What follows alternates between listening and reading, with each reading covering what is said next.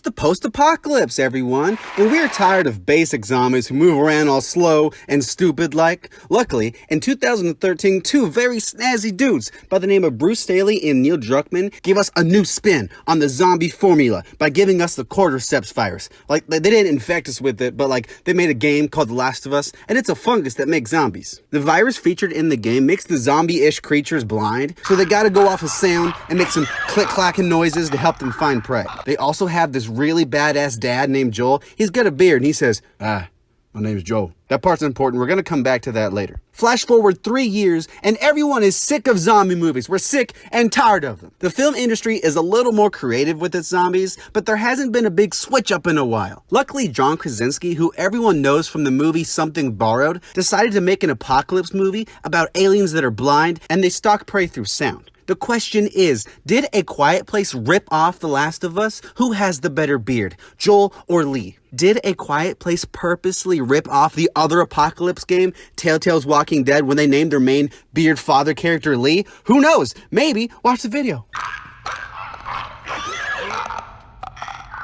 Based off of an initial viewing, it might be easy to see John Krasinski's Lee as a total ripoff of Joel from The Last of Us. But besides some sweet beards and them both being fathers, I don't see too many similarities. Lee, for example, is a kind and patient father. When his son does something stupid, he'd be like, you know what, son, it's alright, everyone makes mistakes. Where Joel would be like, you know, why don't you go and get yourself killed by a clicker? As far as what both characters want out of the story is also really different. Again, besides losing the child thing, they're both in completely different places when we meet them in the story. In all honesty, I think Joel is a lot more like Emmett from A Quiet Place Part 2, but we're gonna get to that later.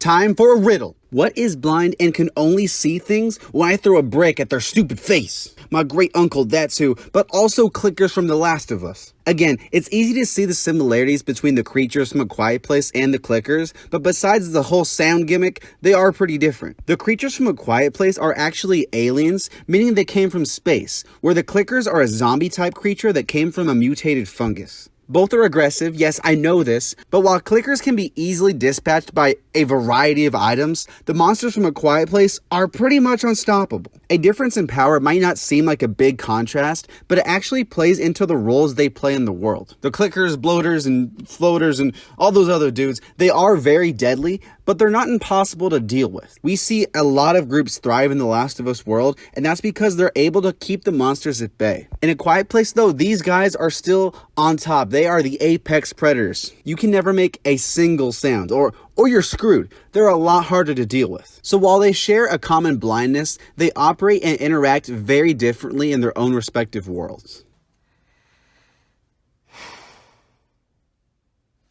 It can't be for nothing. So up until this point, you're thinking, oh, well, it sounds like A Quiet Place didn't rip off The Last of Us. Not so fast. Remember back in the day, a few minutes ago, when I said Joel reminds me of Emmett from A Quiet Place Part 2? Well, make sure you're sitting down, because I'm about to dive deep into the conspiracy, untangle the web of lies. This is where things get juicy, people. Before we can talk about Joel and Emmett, we have to talk about Ellie and Reagan. I want to preface by saying that despite both being teenage girls, I do think they are really different. Their personalities are complete opposite, and they have a different relationship with their bearded father figures. After watching A Quiet Place Part 1, I even thought their roles in the story were different. However, then I saw Part 2. Both of these girls, in case you haven't noticed, have a special quality about them that they're going to use to save the world. Ellie is immune, they want to make a cure. Reagan discovers a way to kill the monsters, they want to go Doomslayer on these fools. It's pretty similar, but it's not weird or anything. It's just a coincidence. That is, until we talk about Emmett, the new bearded daddy of the Quiet Place films. Get on with it. Yes, get on with it. So when I was watching Quiet Place Part 2 last week, I was going, wow, this is a pretty good film. Cillian Murphy is doing a really good job. But then it hit me. It hit me like a brick to the face. Emmett, it's Joel. Like, there's no debating it. So don't even try. Both men lost a child because of the monsters, and both men find a special teenage girl who they can help. Why do they help, you ask? That's a fantastic question. Legend has it, they both want some second chance at fatherhood. They both want to make things right. From there, both men make it their mission to escort special girl to special colony of people so they can use special thing to kill the monsters. We have to acknowledge that this is pretty weird. And even on top of all that, they both have beards. Wake up, people. This is big stuff. This is bigger than the UFOs, guys. This is concrete proof. If you take all the letters in the name Emmett, hear me out, and rearrange them, it would be a waste of time. Just like a homie who tries to debate the fact that these aren't weirdly similar.